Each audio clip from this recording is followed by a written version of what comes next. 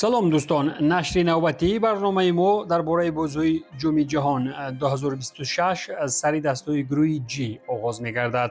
اونجا بلژیک هرچند که ایران مصر را شکست دادن نتوانست، ولی با زیر پا کردن زلنده نو از گروه یکم شده به پلی آف رفت.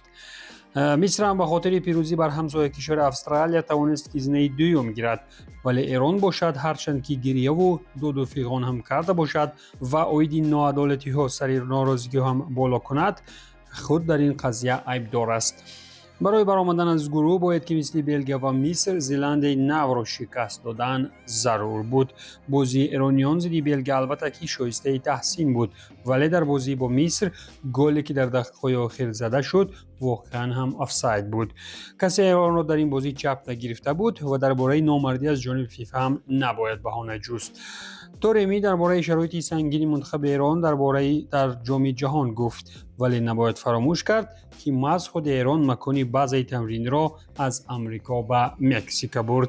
خلاص وقتی که خود در گروه مشکل را حل کردن نتوانست و ناآمدی کار، دیگران به داد رسیدن نمیتوانند.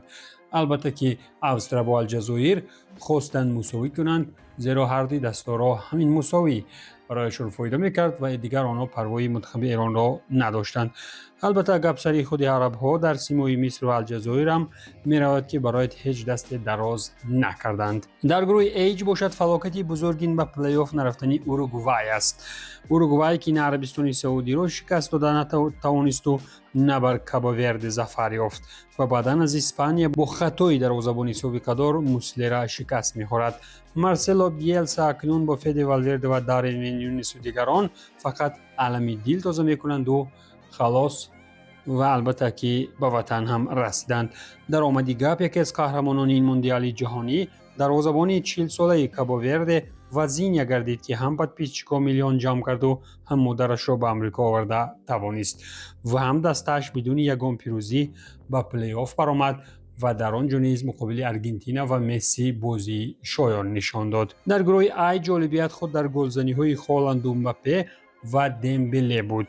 هرچند که نروژ و فرانسه در گروه عراق بیچاره را گل شپک کردند، ولی به مسی برابری کرده آنجا نتوانستند.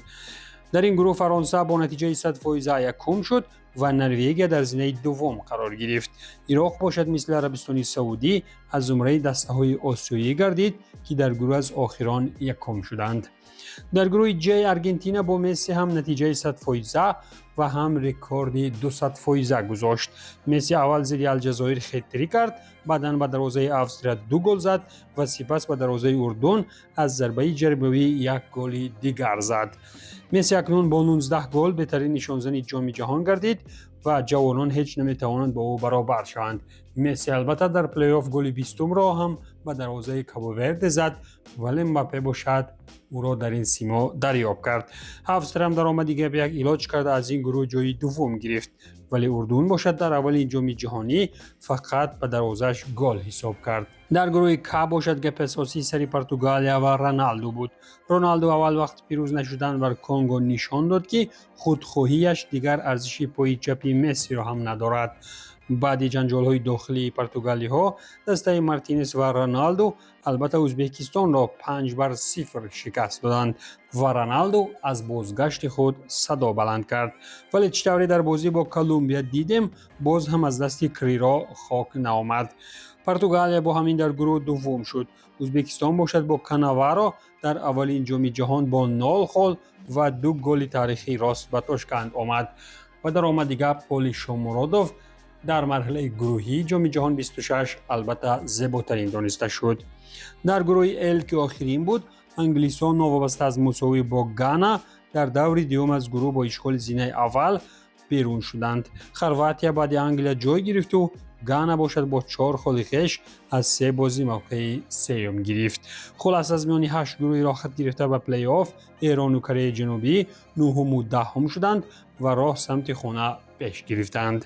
در پلی آف باشد در قطار دیگران بوسنیا، الجزایر، پاراگوای و سنگال از برای نتیجه بهتر نیرو سنجیدند. این بود همه گپ و خبر از مرحله گروهی جام جهان 26 که الکی انجام یافت. خیر.